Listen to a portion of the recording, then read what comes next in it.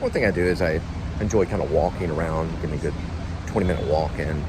It's a long stretch. You can smell the fresh rain that had just come through. Such a strong pungent of rain. It's either coming through or it's already came through.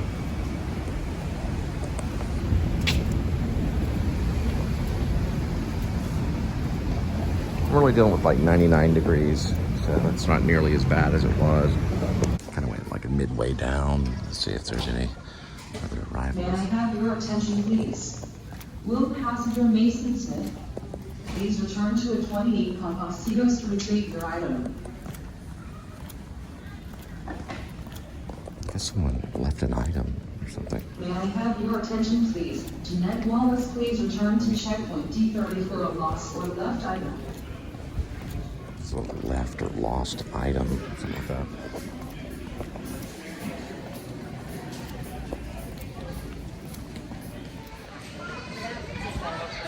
A little shaggy, not too bad. Remember when I started this and my hair was not even near this long?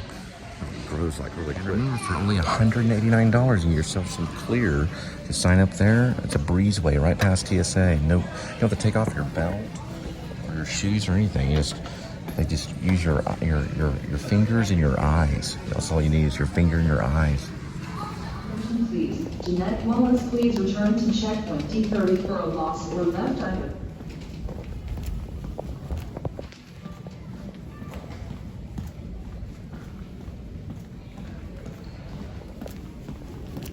Yeah, like the E30s are actually pretty good. Sometimes they come in. These are a lot of like international flights and things like that. And E33 is usually mostly dry. So you will have some luggage going on E32 that will come through, and pretty soon, in just a moment, there's going to be a passing priest.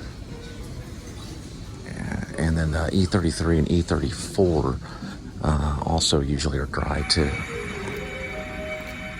It's like someone won something.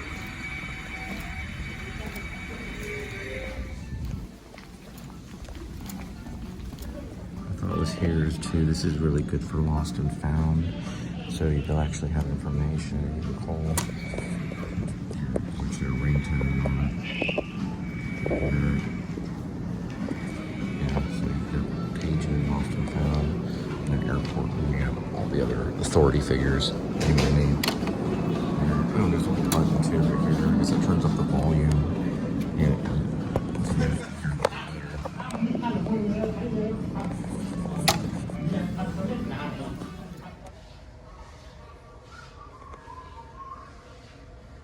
Still got these old COVID-19 signs up.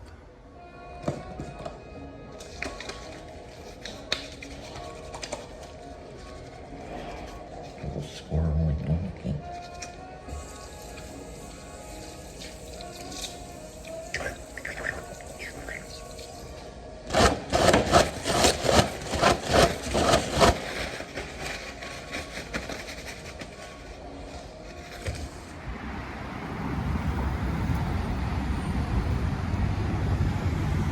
Once in a while you have people kind of advertising and things like that. Now they have this like shrubbery and stuff here that they're just planting. The airport, you know, some agriculture kind of stuff. Goes along there. I didn't notice it before. It's kind of rocks, things like that. And it looks like a vapor from San Francisco. I didn't mind vaping in the car. It's fine with me. It's different. Vaping's a little bit different than cigarette smoke. It's not as bothersome, and it usually has like a sweeter smell. Oh, look, there's a squirrel right there. It looks like he maybe limping a little bit.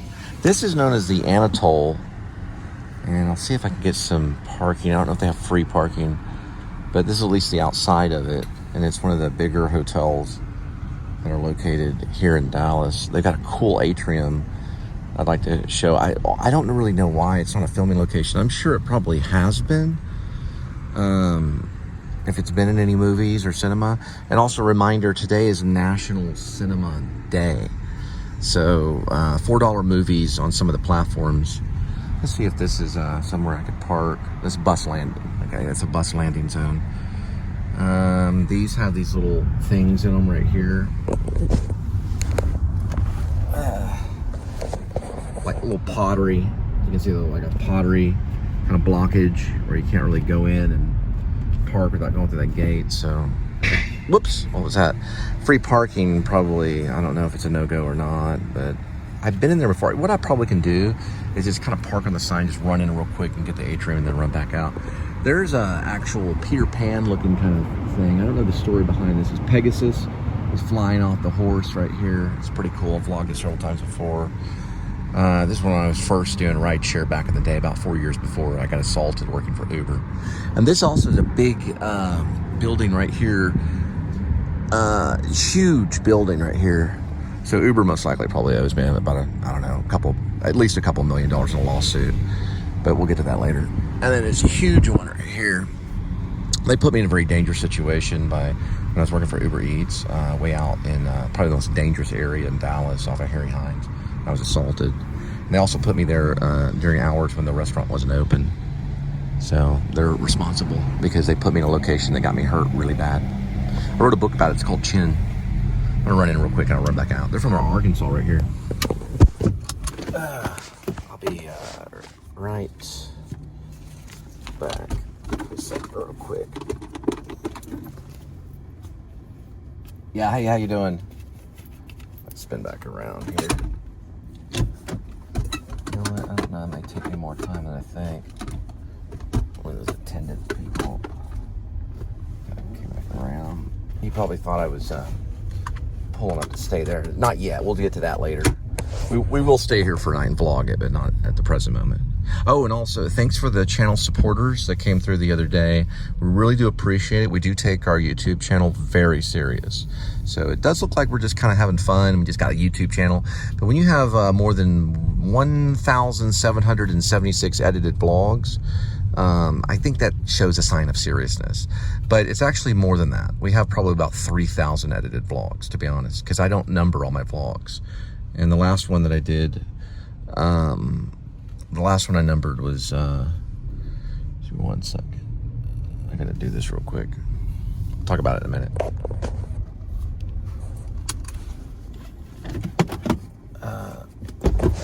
Give me 1 second. I'm just checking on something real quick. I'll be right back, okay? Yeah.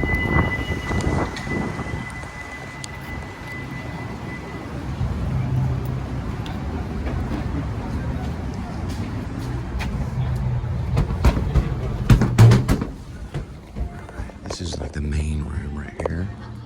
Let's see if I can find that atrium. They got some really cool things right over here. Yeah, this is what I wanted to show. This huge atrium.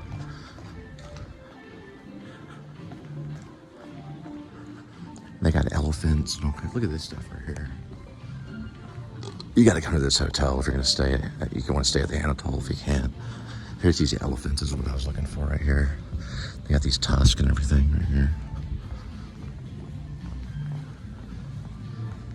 This is one of the main buildings. This is atrium.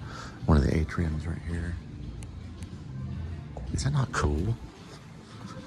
It's cool as can be. And then they've got this like Asian, European kind of thing right here. I guess it's more Asian. I wasn't really European, but it still has like a European kind of, well, I guess we'll say Asian market, I guess, kind of thing. There's like some kind of structure right there. It's like some kind of shrine to something. It's really cool. They advertise clothing over that way. There's some like cool stuff in here.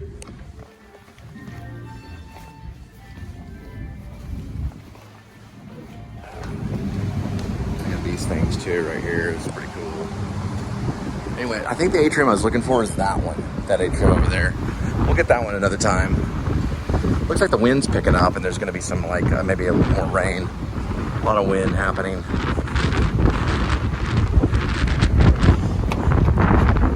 All right. Look at this right here.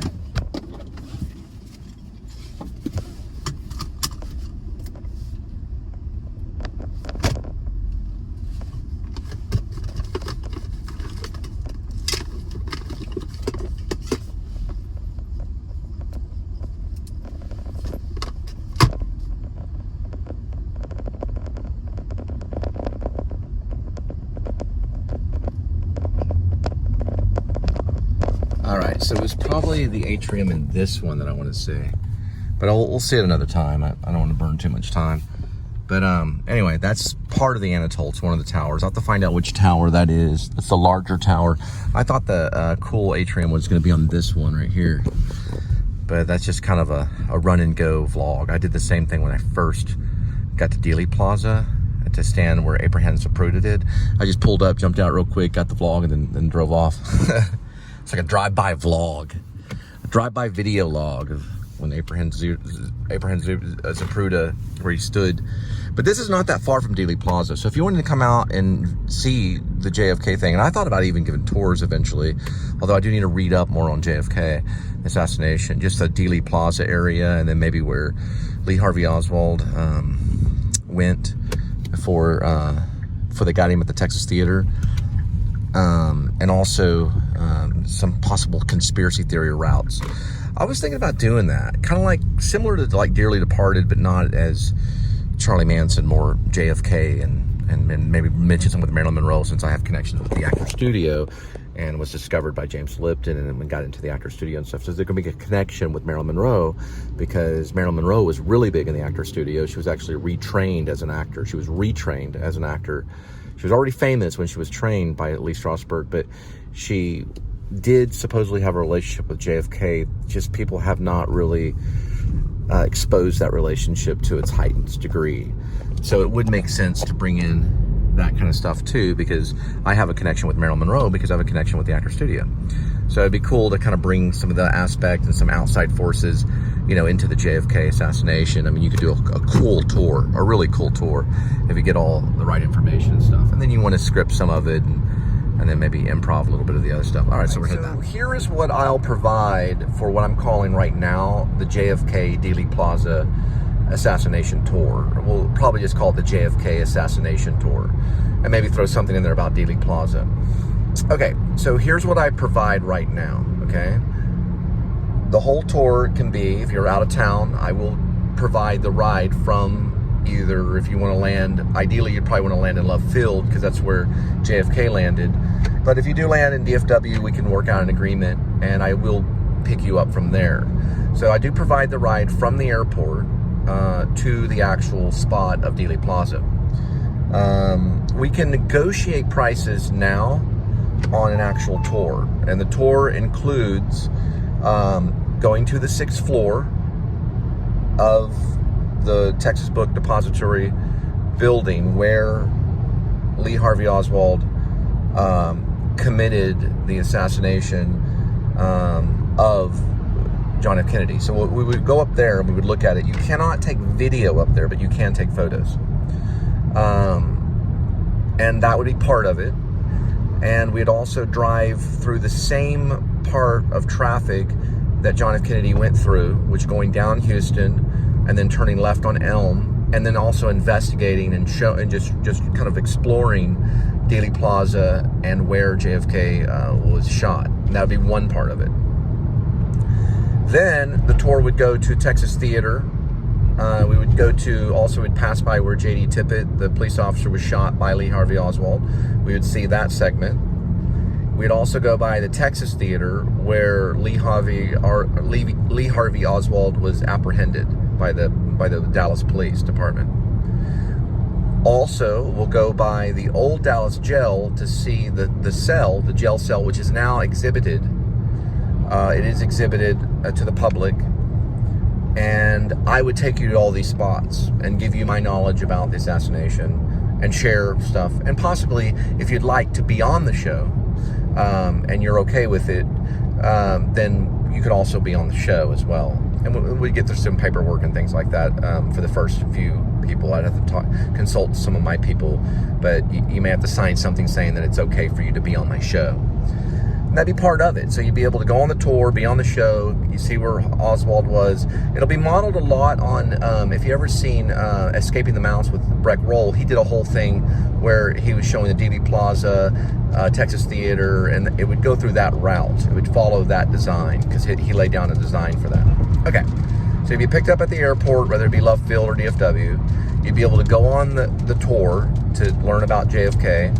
You'll also be going with an actor studio student, MFA candidate, that went to the actor studio, so there is a connection with Marilyn Monroe, so we could talk about Marilyn Monroe's connection with JFK as well as talking about Lee Harvey Oswald.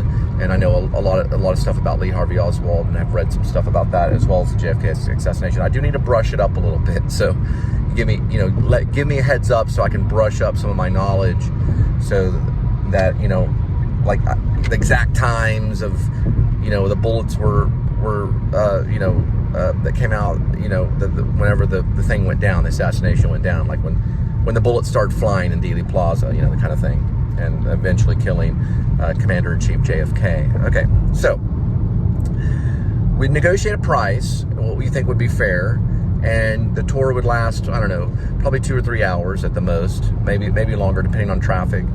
And then, of course, if you want to ride back, I give you a ride back to the airport as well if you need that, or if you want to use Lyft or something like that, or some other type of rideshare, whatever, So that's a lot. I'd provide a lot for you. I'd get you there. And also, if you're staying in a hotel, I'd be able to drop you off at the hotel and things like that as well. So all you got to do is make a comment on the show, and then we'd exchange emails, and we begin negotiating a price for going on the JFK assassination tour. And you can be from anywhere. It doesn't have to be in the United States. It can be anywhere in the United States. Be anywhere in the globe. You could be coming from another country, wherever, France, Russia, the Ukraine. You could be coming from Eastern Europe. You could be coming from Africa, Egypt, Israel. I don't care where you're coming from. I will provide you that tour, the assassination JFK tour. Or I probably call it the JFK assassination tour. Now, this is a working title before I really start off. And I'd love to do this for you. Just get in touch with me, this channel, leave an email, or just leave a comment and show your interest that way. And we can start working on negotiating a price for taking you on the tour. Okay? All right. And just to remind you, I'm Cole Spivey. This is the Cole Spivey channel, and I approve of this message.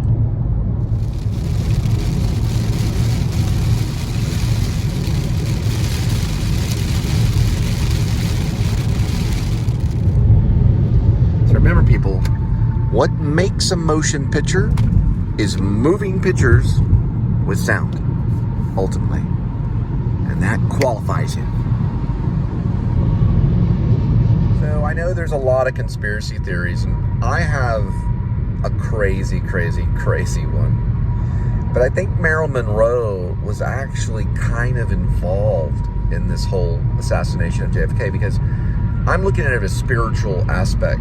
There was possible adultery going on at the time between Marilyn Monroe and John F. Kennedy. I don't know the proof of it. I'd like to do research on that to find out if that really did happen, because the only people that would know is John F. Kennedy and Marilyn Monroe, unless video or photos were taken, which I don't think they were.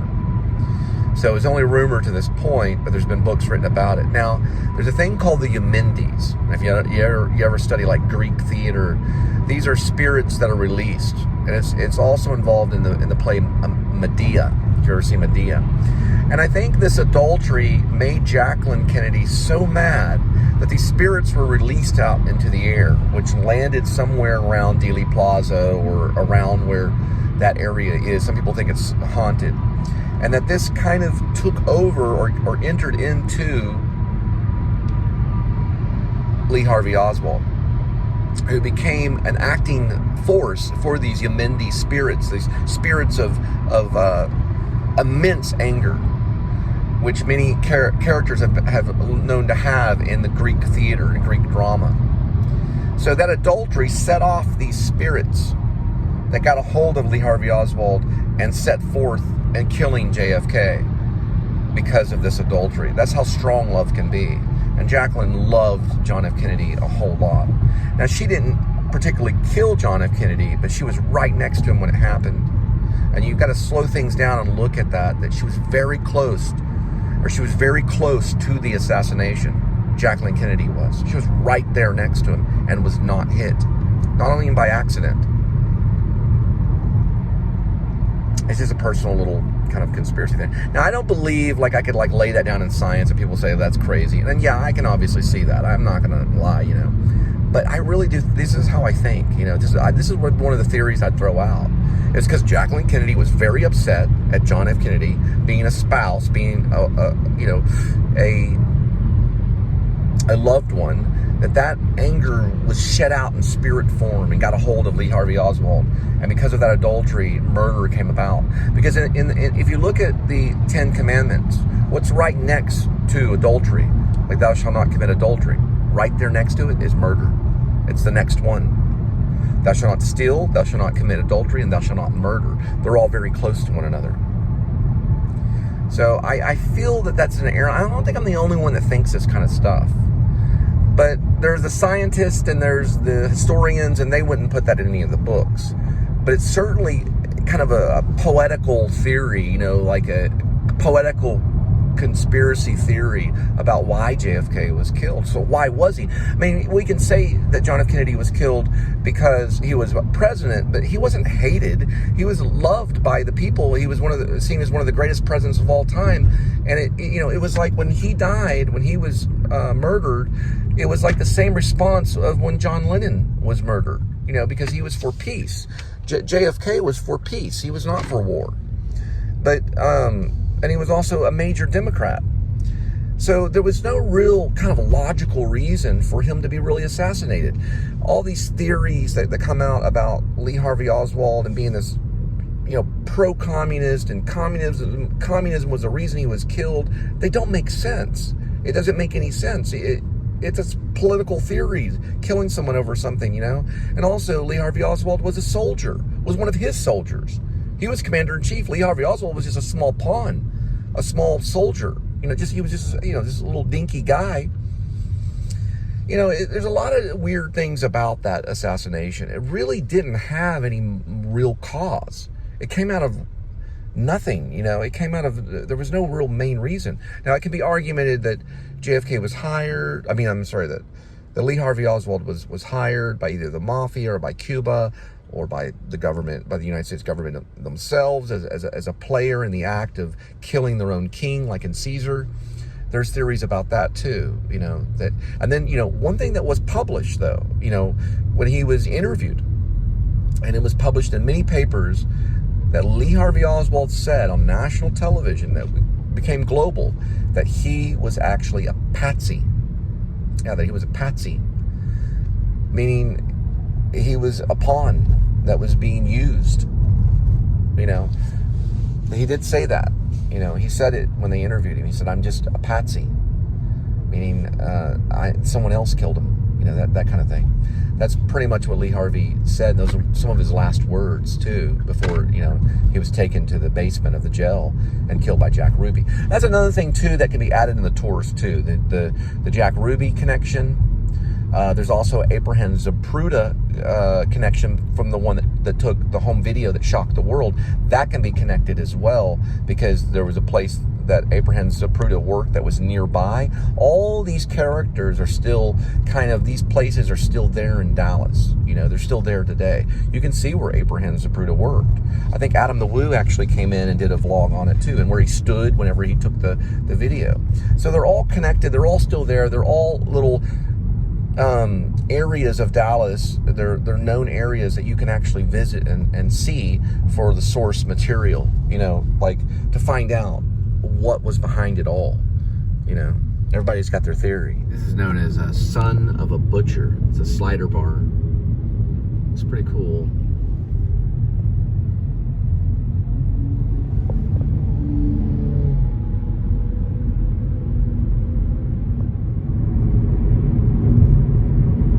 Let me explain something about Marilyn Monroe, okay? During the time of the military. She would have been on every single naval boat. Probably in every cockpit, you know, that aviation-wise, all over the military. She had a great connection with the country as not only a sex symbol, but as kind of a voice of America. You know, she was kind of a political figure, even though she was, you know, just abroad. But she was actually quite the actress too. The actor studio had to kind of strip off a lot of her makeup per se, and also the voice that she had come up with herself, they felt was not an honest voice, you know. So they had to kind of retrain her, because she had created this almost clownish character that she'd walk around with this lipstick and all this stuff. And they were saying, well, we don't think that's who you are, you know, in a way. They wanted her to get roles that were closer. Exactly what Bradley Cooper did with Lady Gaga. It was the exact same thing almost. You know, they stripped away the whole Lady Gaga, and then we saw Stephanie. I don't even know her name. But Marilyn Monroe's, her name wasn't the same either. A lot of people didn't know her real name too, like Norma Jean. You know, people still have to go look up to find out, what is this person's name? You know, who are they? Same thing went on, but it's interesting to bring her involved with the assassination in some way, because she wasn't sitting right next to JFK like Jacqueline was.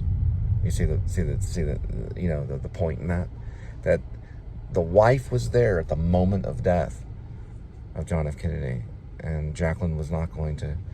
I don't think she did it, but it was right there in broad daylight. You know, she's crawling around the back of the vehicle as her husband is brutally murdered in front of the entire world. It was a heck of a instant divorce, you know, whether she was behind it or not, or if God was, you know, it's almost seen as an act of God that day, even though it's just a horrible murder. And God doesn't do that. God loves us, but God was definitely there. God is always there, and that kind of thing. He's there at the last moments, you know. It's just a terrible horror show. It brings horror into Washington, D.C. It really does. I found another penny. That cool right here. Start vlogging these pennies I find for whatever reason. You ever notice sometimes you got to get these little Quest 20-gram protein bars, birthday cake? I don't know, something about them are pretty good. I couldn't tell earlier because I know usually these flights come from one direction. And this one looks like it's coming in for a landing in DFW. It's going from, I guess, south and then headed north, which is a little rare, but sometimes that happens just because of traffic. I didn't get right under it, but I came close to getting right under it.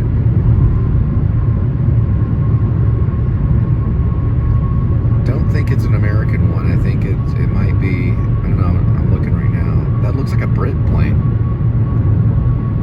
I can't tell from here though. It's definitely European. I don't know which one it is though. Look at the tail fin. Oh, that's it. Okay, I know what that is. That's not a commercial airliner, that's a freight. That's a freight plane. That's why it's so huge. Yeah, there's a freight. Yeah, that's right. That's freight. I was wondering what that was for a second.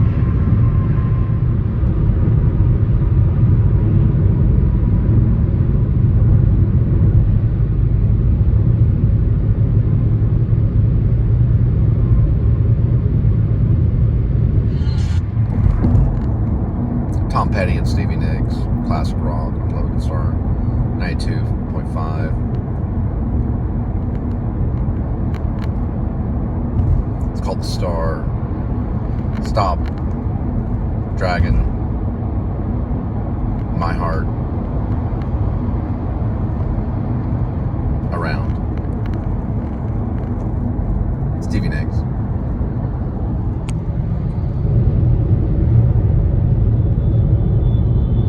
Good song though.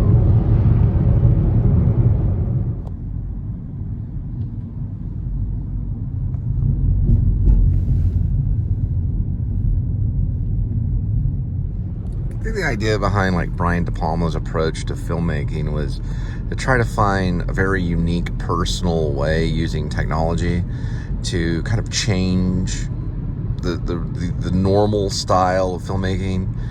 The split diameter or whatever, it was basically the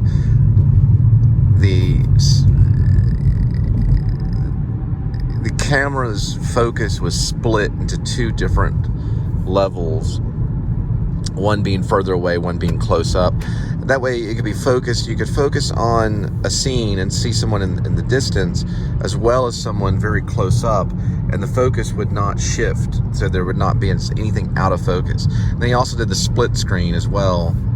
There was all these different techniques. It was very much kind of a Hitchcockian style filmmaker doing a lot of thrillers, and he did a masterpiece known as Blowout. And there's a documentary about it. It's about 56 minutes long or so. It's almost about an hour. Brian De Palma talking about Blowout.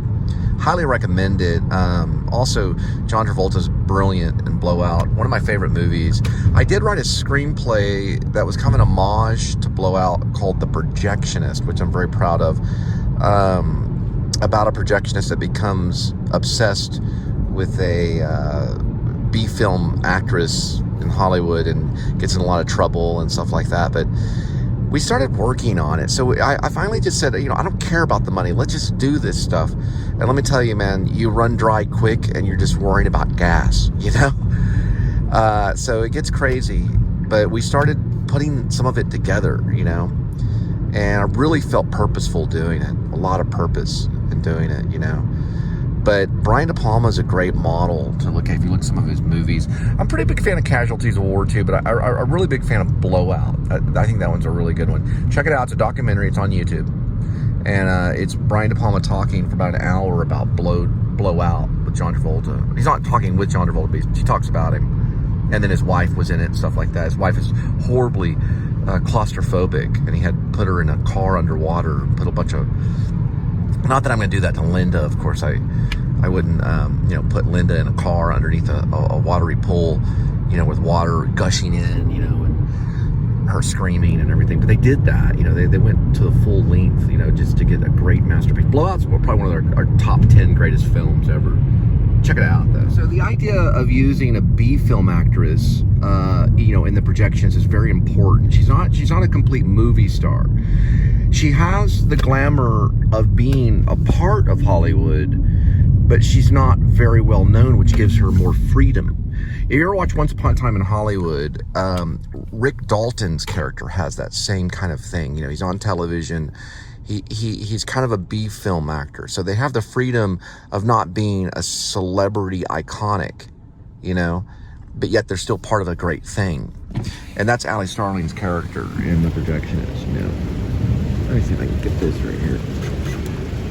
Yeah, I'm still doing kind of shots here. This is actually a Brian De Palma homage right here, even though it's out of focus here.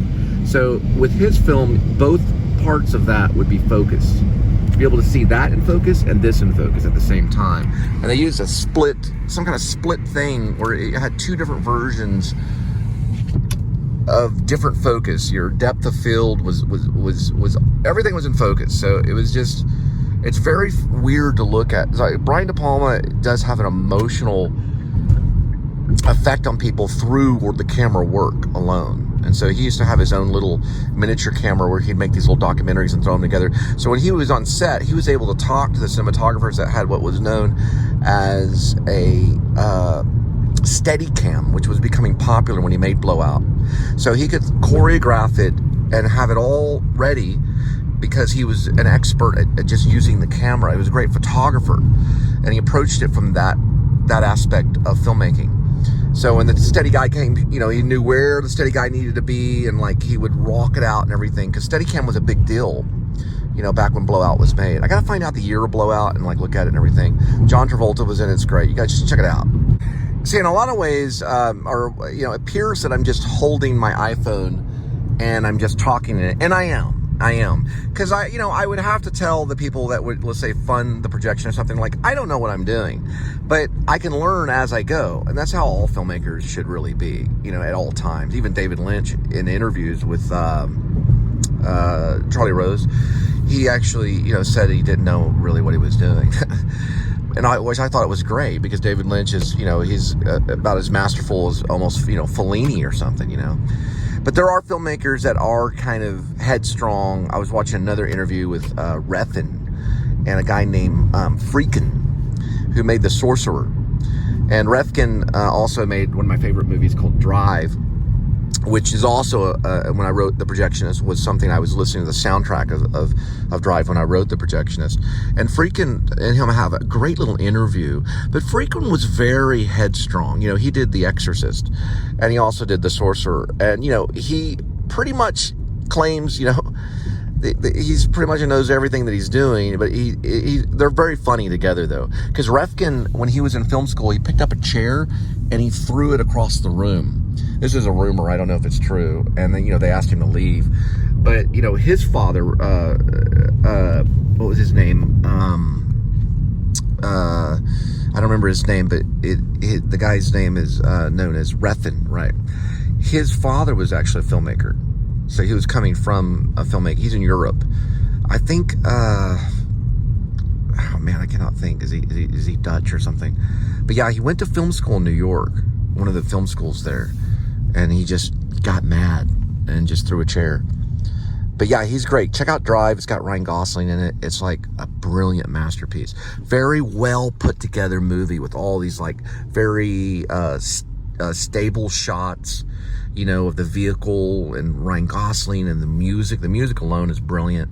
And the performance with Carey Mulligan, just all of that. It's like a modern day version Taxi Driver. It's wonderful. You got to check it out though. Also, one of Ryan Gosling's great performances. Really, really, really good. Really awesome. Okay. Wanted to use some of the soundtrack, or at least some of the bands and the projectionists too. So I like that feel, the way the music is and everything. I have that club scene music kind of stuff.